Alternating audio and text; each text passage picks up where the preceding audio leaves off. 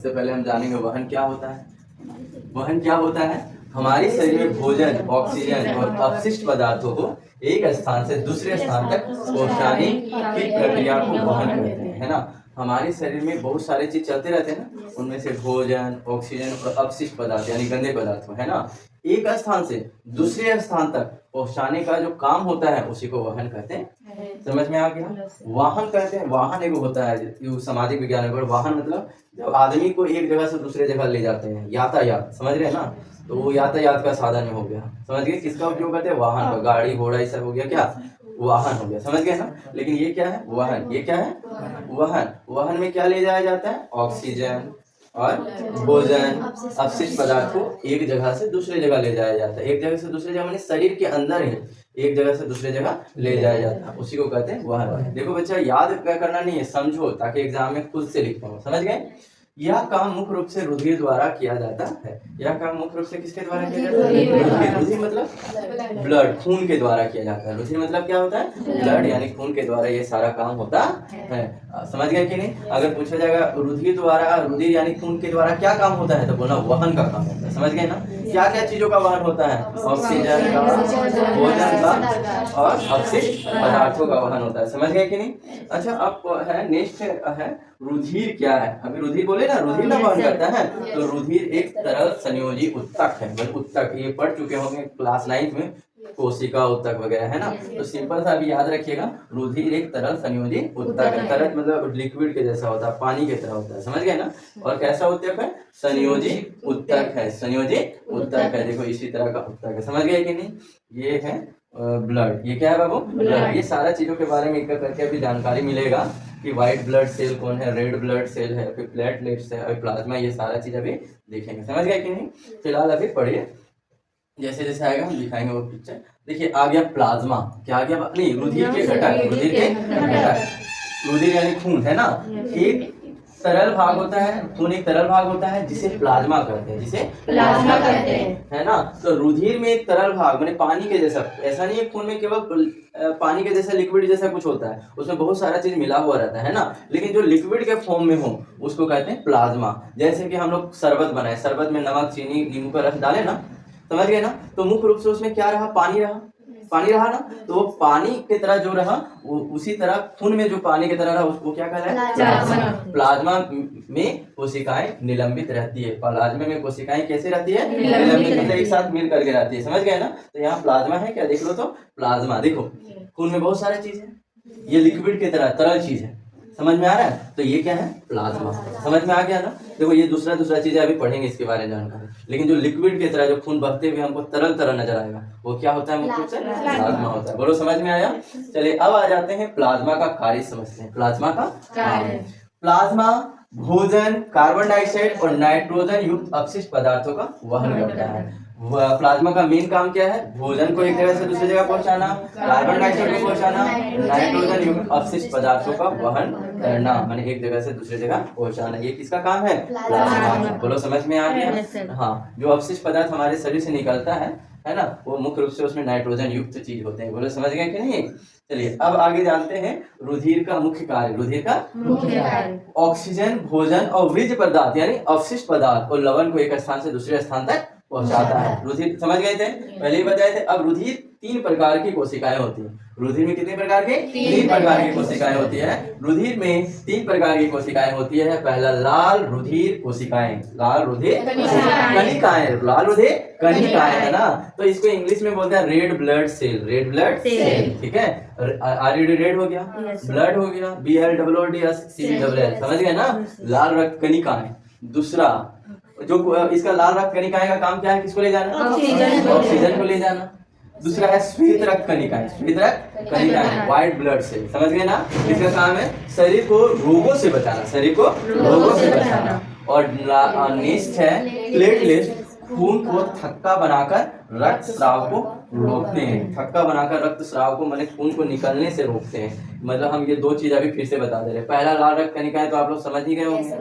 हाँ, वो अश्वेत रक्त कणिकाएं शरीर को रोग से बचाती है। माने जब शरीर में अगर व्हाइट ब्लड सेल यानी WBC की मात्रा कम हो जाएगा तो वो आदमी में बीमारी हमेशा होते रहेगा। समझ गए ना, क्योंकि ये एक सैनिक है। ये क्या है? सैनिक। ये लड़ करके बीमारी से बचाता है। समझ में आ गया? ये मुख्य रूप से और WBC कम हो जाता है जो HIV और एड्स जैसे बीमारी से ग्रसित होते हैं। समझ गए ना? HIV और एड्स जैसा बीमारी जो है शारीरिक संबंध बनने से होता है, तो इसमें WBC कम हो जाता है। WBC जैसे ही कम हो जाता है तो आदमी में वो सारी बीमारी बढ़ने लगती है, क्योंकि उसका सैनिक क्या हो चुका है? हट चुका है। अब बीमारी तो उसमें थोड़ा सा भी जाएगा तो वो अपने आप बीमार पड़ेगा। समझ गए ना? प्लेटलेट्स का काम क्या है? खून का थक्का बनाकर रक्त स्राव को रोकना। कभी कभी देख होंगे कहीं कट जाते हैं हाथ वगैरह, तो कभी कभी ऐसे दबा दो तो अपने आप जम जाता है, या फिर नहीं भी दबा तो पर भी अपने आप थोड़ा बहुत है तो अपने आप बंद हो जाता है। समझ गए ना? इसका काम क्या है? प्लेटलेट्स वो खून को तुरंत जमा देता है। देख रहा निकलने वाला ज्यादा हो गया तो वो बाहर वाला वातावरण से लेकर के तुरंत उसको क्या कर देता है? जमा देता है। बोलो समझ में आया? कोई दिक्कत है क्या? तो हम लोग से पूछा जाए, बोलो लाल रक्त कणिकाओं का क्या काम है? ऑक्सीजन को ले जाना। ऑक्सीजन को या अपने वर्ड में बोला शरीर के सभी भागों तक पहुंचाना। WBC का क्या काम है? रोगों से बचाना। और प्लेटलेट्स का क्या काम है? खून को थक्का जमाने से बचाना। देखो यहाँ सब चीज है कि नहीं है? समझ गए ना? ये देखो प्लाज्मा है, रेड ब्लड सेल दिख रहे हैं, red blood cell, white blood cell है, ये प्लेटलेट्स है, और ये क्या है? व्हाइट ब्लड सेल है। और ये क्या है बताओ तो? प्लाज्मा है। प्लाज्मा तो सभी चीजों का वहन करता है। समझ गए ना? ये देखो ऑक्सीजन ले जाएगा ये रेड ब्लड सेल। समझ गए? और ये प्लेटलेट्स है। प्लेटलेट्स किसको क्या काम है? धक्का जमा देगा। व्हाइट ब्लड सेल जो होगा वो रोग से बचा देगा। बोलो समझ में आ गया? तो इसी तरह आप लोग अपने से अभी मैंने जब भी है इसको समझ के लिखना कर और बोलना। समझ गए ना? रट्टा नहीं मारो। यहाँ तक हो चुका है। अब हम लोग जानेंगे रुधिर में वाहिकाएं। रुधिर के वाहिकाएं। वाहिकाएं का मतलब हुआ जैसे कि हम लोगों के लिए वाहन है ना, हम लोगों को एक जगह से दूसरी जगह कौन ले जाएगा? वाहन। अगर दूर तक जाना चाहेंगे तो वाहन ले जाएगा। ऐसे तो हम लोग पैदल चल सकते हैं, लेकिन अगर हम लोगों को दूर तक जाना है, सभी जगह यात्रा करना है तो कौन ले जाता है? वाहन। अभी जैसे कुछ बच्चे आए हैं तो साइकिल से आए हैं तो वो साइकिल आप लोगों का क्या हो गया? वाहन हो गया ना। तो उसी प्रकार हम लोगों को ये सारी चीजों का वहन करना है हमारे शरीर के अंदर, तो उसके लिए बहुत सारी वाहिकाएं होती है। क्या होती है? वाहिकाएं का मतलब वो चीजों को, ब्लड को ले जाने वाले या सामान को, ऑक्सीजन को, ये सारी चीजों को ले जाने वाला जो अंग होता है उसको कहते हैं वाहिकाएं। वाहिकाएं का काम है एक जगह का सामान को दूसरी जगह पहुंचा देना, जहां उसका काम है। समझ गए ना? तो पहला वाहिकाएं का नाम है धमनी। क्या है बाबू? धमनी। धमनी रुधिर को हृदय से, धमनी रुधिर को हृदय से और शरीर के विभिन्न भागों तक ले जाती है। यहाँ ध्यान देना, धमनी मुख्य रूप से ब्लड को पंप किया जाता है। जैसे कि साइकिल में जब हम हवा भरते हैं तो पाइप से पंप करते हैं ना, पंप करते तभी ना अंदर जाता है, कैसे ही चल जाता है? नहीं ना जाएगा। तो उसी प्रकार हृदय क्या करेगा? सारा ब्लड को पंपिंग करता है। क्या करता है बाबू? पंपिंग। तो धमनी क्या करता है? धमनी हृदय से शरीर के बहुत सारे हृदय से शरीर के विभिन्न भागों तक ले जाती है। वो ब्लड जो आया हृदय पंप करके भेजा तो वो कहाँ भेजा? धमनी में। कहाँ भेजा? धमनी में। और धमनी क्या किया? ये सारे ब्लड को शरीर के विभिन्न भागों तक ले गया। बोलो समझ गए ना? इसकी भित्ति मोटी और लचीली होती है। भित्ति कैसी होती है? हाँ, मैंने बाहर वाला लेयर। समझ गए? मोटी और लचीली क्यों हुई?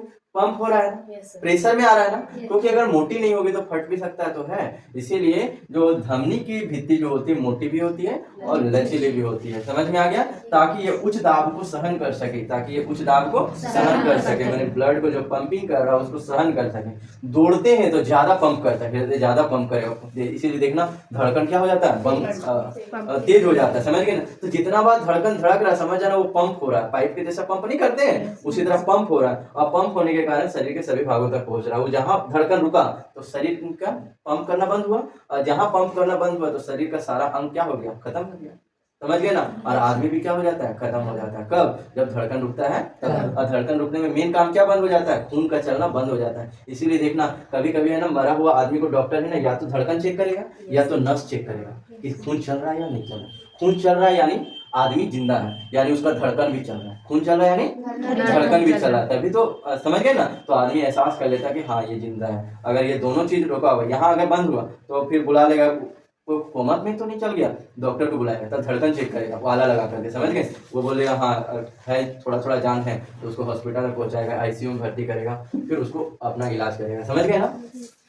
धमनी वाल्व, धमनी में वाल्व नहीं होता। वाल्व क्या होता है? वाल्व हम अभी आगे बताएंगे, वैसे अभी बता दे रहे हैं। वाल्व आ गया तो वाल्व जैसे कि देखो बाबू, खून नीचे सभी जगह तो जा रहा है लेकिन रिटर्न नहीं आ सकता। वाल्व नहीं होता, वाल्व नहीं होता, वो पूरा एकदम प्रेशर से ज्यादा भेजना वो सारा तक चल जाता, समझ गए ना। मैंने उसको रोकने वाला कोई होता नहीं है, उसको कहते हैं वाल्व, समझ में आया। तो धमनी में कोई वाल्व नहीं होता। और रुधिर का प्रवाह हृदय से बाहर की ओर होता है, मैंने बाहर की ओर मतलब शरीर के सभी भागों तक होता है। नेक्स्ट शिरा, क्या है बाबू? शिरा। शिरा रुधिर को शरीर के हृदय तक वापस लाता है। रुधिर मतलब खून, है ना। अब देखो एक तो धमनी ले गया, धमनी कौन सा लेके गया? ऑक्सीजन वाला ब्लड को लेके गया, ऑक्सीजन वाला ब्लड को, है ना। और दूसरा जो नस होता है शिरा, दूसरा जो होता है शिरा, समझ में आया। और शिरा का काम क्या है? रुधिर को शरीर से हृदय तक वापस लाना, मैंने पूरे शरीर का जितना सारा खून है उसको कहाँ ले आना? हृदय तक लाना, हृदय तक वापस लाना। किसका काम है? नहीं, शिरा का, समझ में आया। और उस जो शरीर के सभी भागों तक जो से खून लेकर के शिरा आएगा कहाँ तक? हृदय तक। लेकिन उसमें कौन सा खून होगा? कार्बन डाइऑक्साइड वाला, बोलो समझ में आया। ये लेके गया ऑक्सीजन वाला, बोलो समझ में आया। और ये लेकर के आएगा कौन सा? कार्बन डाइऑक्साइड वाला, बोलो समझ में आया। तो अगर ऐसा पूछा जाए ऑक्सीजन युक्त रक्त तो कहाँ बनता है? तो धमनी में। कार्बन डाइऑक्साइड युक्त रक्त कहाँ बनता है? बोलो समझ में आया। तो यहाँ सबसे बड़ी विशेषता ये देख रहे हैं कि यहाँ खून को वापस आना है, वापस आना है। बोलो पैर से भी कहाँ आना है? वापस, बोलो समझ में आया। हृदय में आना, नीचे ऐसे खड़े हैं तो खड़े हैं तो फिर नीचे से ऊपर तक आ रहा है, शिरा से आ रहा है ना वापस, शिरा से आ रहा है कार्बन डाइऑक्साइड युक्त, बोलो समझ में आया ना। तो इसकी भीति मोटी नहीं होती, यहाँ समझना ध्यान से, मोटी होती नहीं, क्योंकि यहाँ ब्लड प्रेशर से नहीं आ रहा है। यहाँ तो पंप किया था प्रेशर से ना, तो मोटी होना जरूरी था। लेकिन यहाँ इसकी भीति मोटी होती नहीं, कोई जरूरत भी नहीं है, क्योंकि वो धीरे धीरे ही आएगा, बोलो समझ में आया। दूसरा, क्योंकि इसमें दाब कम होता है। दाब क्या होता है? कम, क्योंकि अपने ना आ रहा है, वो उसको पंप कर रहा है क्या? नहीं।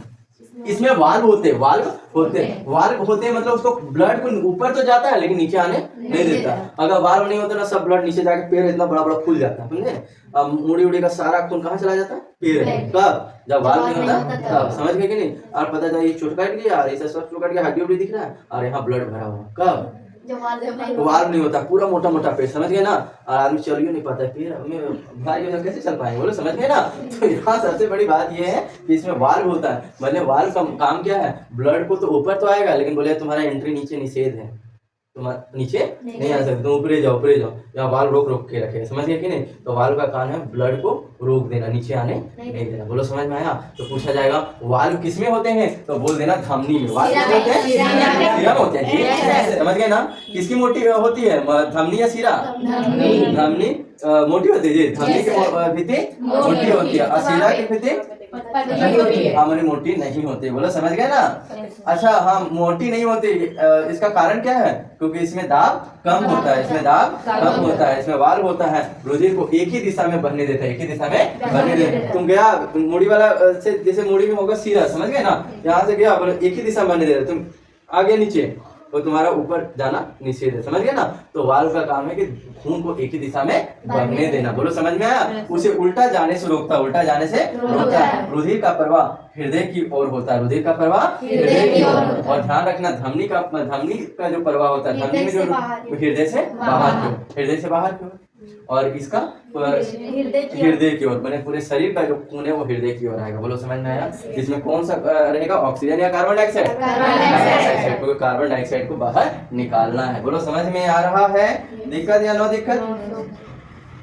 चलिए यहाँ देख लेते, देखो यहाँ एक धमनी और एक क्या है? शिरा। धमनी और शिरा, बोलो समझ में आया। लाल वाला जो देख रहे हैं ना वो धमनी है, वो क्या है बाबू? धमनी। और ये वाला देख रहे हो वो शिरा है, समझ में आ गया, ताकि आदमी को कोई तरह का दिक्कत ना हो। ये देखो प्लाज्मा, ये क्या है? प्लाज्मा। प्लाज्मा दिखाए थे ना अभी, प्लाज्मा पढ़े थे ना। प्लाज्मा का क्या काम पढ़े थे? वो लिक्विड की तरह होता है, सारा चीजों का वहन करता है, देखो ये वाला, समझ गए ना। तो डॉक्टर किसी आदमी को सब चीज रहता है, आरबीसी, डब्ल्यूबीसी और सब चीज रहता है, प्लेटलेट्स वगैरह रहता है, लेकिन प्लाज्मा नहीं रहता है। तो आदमी के शरीर से पूरा डॉक्टर खून नहीं निकालता, क्या निकालने का प्रयास करता है? प्लाज्मा। यही प्लाज्मा ले करके दूसरे जो बीमार व्यक्ति को चढ़ा देगा, समझ में आया। प्लाज्मा को सेपरेट करके निकालेगा, या फिर ब्लड को निकालेगा, उससे प्लाज्मा अलग करेगा और उसको चढ़ाएगा, समझ गए ना। तो प्लाज्मा देखो पीला कलर का नजर आएगा, ठीक है। तो ऐसा कभी डॉक्टर बनोगे तो देख लेना, बनोगे जी? हाँ नहीं बनेगी? नहीं बनेगी जी? अरे लड़की लोग के लिए डॉक्टर ही सबसे अच्छा है, सबका इलाज करेगी, कितना अच्छा कार्य मिलेगा। पेशेंट को देख के बेहोश हो जाएगी। खुल जा सिम सिम, बड़ा हो जा, अरे बड़ा होना चाहिए। हाँ बड़ा हो गया। देखो यहाँ देखो, ये देखो ये धमनी, ये शीरा, समझ में आया ना। इसको अभी पढ़ेंगे केसिका कहते हैं, बीच में जहाँ कभी कभी ज्वाइन होगा उसको कहते हैं केसिका। अभी पढ़ेंगे, अभी नहीं पढ़ा है, अभी दो चीज पढ़ा है, धमनी और शीरा। ये है केसिका, ये क्या है केसिका, जहाँ दोनों कहीं कहीं ज्वाइंट हो जाए, समझ गए ना। तो ज्वाइंट हो रहा है ना कहीं कहीं, समझ में आ रहा है, तो वो है केसिका, समझ में आया। धमनी और शीरा देखो, जैसे पीला कलर का मुख्य रूप से जो नजर आएगा ना, ये वो शीरा होता है, शीरा जिसमें कार्बन डाइऑक्साइड, जैसे कभी कभी देखना यहाँ पीला कलर वाला नस नजर आएगा, समझ में आया। किसी किसी का नजर आएगा जिसका ब्लड ठीक ठाक है, नजर नहीं आता है जी, तो वो शीरा होता है। नहीं होता तो ऐसे बंद कर लो, पकड़ लो, नहीं। चलो अब केसिका को दिखा दे, केसिका पकड़ो। शीरा, यहाँ शीरा हो गया ना। केसिका सबसे पतली रुधिर वाहिकाएं होती है। ग्रीन टाइप में, हाँ वो शीरा होता है, उसमें कार्बन डाइऑक्साइड भरा रहता है, समझ गए कि नहीं। हाँ वो ग्रीन कलर का रहता है, समझ गए। देखो केसिका, एक कोशिका नहीं है, ये क्या है केसिका। अभी दिखाया ना केसिका, जहाँ ज्वाइनिंग हो रहा है दोनों का, धमनी और शीरा का कहीं का ज्वाइन होता है, समझ गए ना। तो केसिका सबसे पतली रुधिर वाहिकाएं होती, सबसे पतला, समझ में आया। अगर पूछा जाएगा सबसे पतला रुधिर वाहिका कौन है, धमनी, शीरा और केसिका, तो केसिका होती है। दिखाए थे पतला पतला। इसकी भित्ति केवल एक कोशिका कोशिका मोटी होती है, इसमें रुधिर का दाब बहुत कम होता है, माने एक जगह कहीं मोटी होती है, और क्योंकि इसमें रुधिर का दाब क्या होता है, कम होता है। यहीं पर रुधिर और ऊतक के बीच ऑक्सीजन और कार्बन डाइऑक्साइड, भोजन और अपशिष्ट पदार्थ का आदान प्रदान होता है। क्या होता है, क्योंकि देखो एक तरह से धमनी और शीरा को भी ऑक्सीजन चाहिए, दोनों को चाहिए कि नहीं चाहिए। तो जो अच्छी चीज है, और तो वो चीज देखो, ऑक्सीजन, कार्बन डाइऑक्साइड, ये सारा सबको जरूरत है ना, तो ये चीजों का आदान प्रदान होगा कहाँ पर बाबू, केसिका में। कहाँ होगा, केसिका में। केसिका में मुख्य काम ये होता है आदान प्रदान। धमनी पास जो है वो धमनी और शीरा के पास जो है वो एक दूसरे का आदान प्रदान कर देगा। बोलो समझ में आया, क्योंकि दोनों वहाँ ज्वाइन हो रहा है, दोनों क्या हो रहा है वहाँ ज्वाइन हो रहा है। धमनी जो कुछ सामान लेकर के आया है, कोशिका और शीरा जो सामान लेकर के आया है, दोनों में यहाँ क्या होगा, एक्सचेंज होगा, आदान प्रदान होगा। वही लिखा हुआ है यहाँ पर, रुधिर और ऊतकों के बीच ऑक्सीजन, कार्बन डाइऑक्साइड, भोजन और अपशिष्ट पदार्थ होगा। क्या होता है, आदान प्रदान होता है, इसलिए बीच में होता है, इसलिए क्या होता है, बीच में होता है। केसिका कहाँ होता है, बीच में होता है। बोलो समझ में आ गया, कोई दिक्कत है क्या। चलिए आगे देखते हैं। अब हम समझेंगे रक्तदाब। क्या समझेंगे, रक्तदाब, ब्लड प्रेशर। रुधिर द्वारा रक्त वाहिकाओं की दीवार पर पड़ने वाले दबाव को रक्तदाब कहते हैं। रुधिर द्वारा माने खून समझ रहे ना। हाँ, खून द्वारा वाहिकाओं की दीवार पर पड़ने वाला दबाव, माने रुधिर वाहिकाएं कौन हो गया, धमनी और शीरा। तो नस में जो प्रभाव पड़ रहा है, इसके वजह से, खून के वजह से, ब्लड की वजह से, समझ में आया। जो खून उस पर दबाव डाल रहा है, जैसे पाइप में पानी है, तो पाइप में पानी है तो उस पर दबाव डालता है, तभी तो खुला हुआ रहता है। कभी कभी देखना पाइप में ज्यादा पानी है ना, तो हाथ से भी छूट जाता है, क्यों, क्योंकि पानी का प्रेशर रहता है, उसके चारों तरफ दबाव डालता है, समझ में आया। तो उसी प्रकार ब्लड भी अपने वाहिकाएं यानी धमनी और शीरा में क्या डालता है, दबाव डालता है। तो वही दबाव जो पड़ता है वाहिकाओं में, उसी को कहते हैं रक्तदाब। अगर पूछा जाए रक्तदाब क्या है, तो खून द्वारा रक्त वाहिकाओं की दीवार में जो पड़ने वाला दबाव को ही क्या कहते हैं, रक्तदाब। सामान्य रक्तदाब 180, 120 और 80 माने 120 से 80 मिलीमीटर HG माने इसका यूनिट है, होता है, समझ में आया ना। यानी इसका यूनिट है, जैसे कि हम आलू खरीदते हैं तो केजी मापते हैं ना, तो इसीलिए रक्तदाब को HG में, mHg में मापा जाता है, 120 80 mm, समझ गए ना। जब निलय संकुचित होता है, खून बाहर पंप होता है, तो उसे प्रंकुचन दाब कहते हैं। यहाँ थोड़ा सा समझना, प्रंकुचन दाब, यहाँ दोनों का मतलब समझाएंगे, समझ गए ना। यहाँ दो चीज देखे ना, 120 और 80, तो इसका मतलब समझो। निलय संकुचित होता है, खून बाहर पंप होता है, माने हृदय में निलय होता है। निलय संकुचित हुआ, संकुचित मतलब दबा, समझ में आया ना। फैला नहीं, मतलब सिकुड़ा, संकुचित मतलब सिकुड़ गया। और सिकुड़ गया तो अपना सिकुड़ने का मतलब सारा दबाव ब्लड को बाहर भेज दिया। यहाँ पर जैसे ब्लड था, अब इसको हम दबा दिए तो खून प्रेशर से नीचे जाएगा, समझ गए ना। तो वही लिखा हुआ, निलय क्या हुआ, संकुचित हुआ। खून कहाँ पंप हुआ, बाहर की ओर पंप हुआ, समझ में आ गया। अब पंप हुआ तो उसे कौन सा दाब कहते हैं, प्रंकुचन दाब कहते हैं। और जो कितना होता है, 120। देखते हैं धड़कन कभी धड़कता है ऐसे ऐसे, एक बार ऊपर है एक बार नीचे गया, ऊपर है नीचे गया, समझ में है? छू करके नहीं होता, महसूस करना है तो देख लो, समझ में है? तो संकुचित होना किसको कहते हैं? जब धड़कन नीचे गया, समझ में आया? तो यानी वो संकुचित हो गया। क्या हो गया बाबू? संकुचित हो गया। और ये दबाव डाला, ये क्या किया? ब्लड को दबाव डाला कि आप शरीर के सभी भागों तक पहुंच जाइए, समझ में आया? कोई दिक्कत है क्या? कितना होता है? 120। अब क्या होगा? धड़कन एक बार दबाव डाला, फिर क्या होगा? फूलेगा, फिर दबेगा। तो जब निलय स्थिर होता है, निलय मतलब स्थिर मतलब फैल गया, समझ में आ गया ना? हाँ, तो खून हृदय में आता है। खून क्या होता है? हृदय में फैला ना बाबू, तो फैला तो उसमें खून अपने अंदर में डाल लिया, समझ में आया? खून अंदर में डाला तो वही हुआ, खून हृदय में आता है तो उसे कहते हैं अनुशीतलन। कौन सा दाब कहते हैं? अनुशीतलन दाब कहते हैं। ये कितना होता है? 80 होता है। 80 होता है, समझ में आया? शरीर के सभी भागों तक अगर भेजना है ब्लड तो उसके लिए कौन सा दबाव लगाना होगा? हृदय को, प्रंकुचन दाब, समझ में आया?